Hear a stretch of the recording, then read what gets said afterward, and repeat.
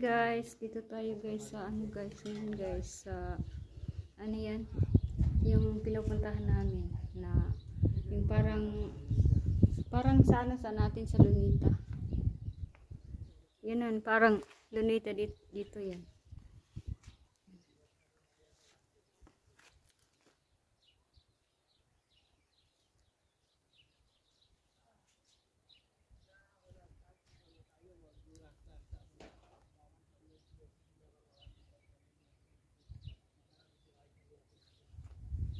Akil bas baba din aja. Yan guys, yan.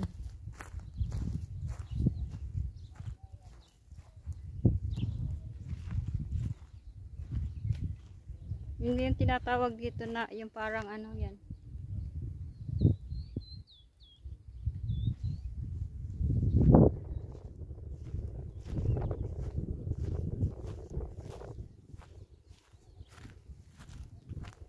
Tutor ko kayo guys. Yun yung dito guys, fountain. Pag pinapano to, pag gabi lang, yan. Laki yan ang fountain dito.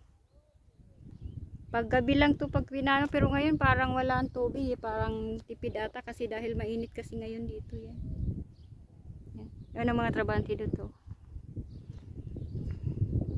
Ang pinakalaki na hadika. Ang tawag kasi dito hadika. Yan. Doon ang pinakalaki na hadika. Maganda doon.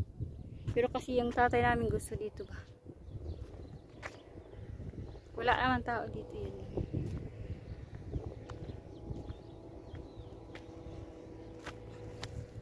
What's up mga kapre?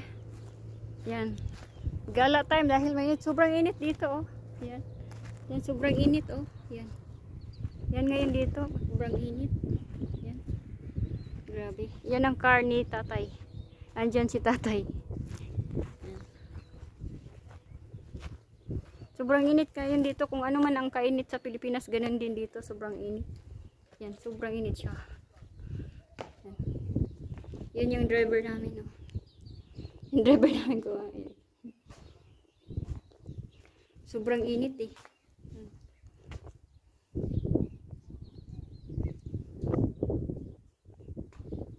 Malaki to eh.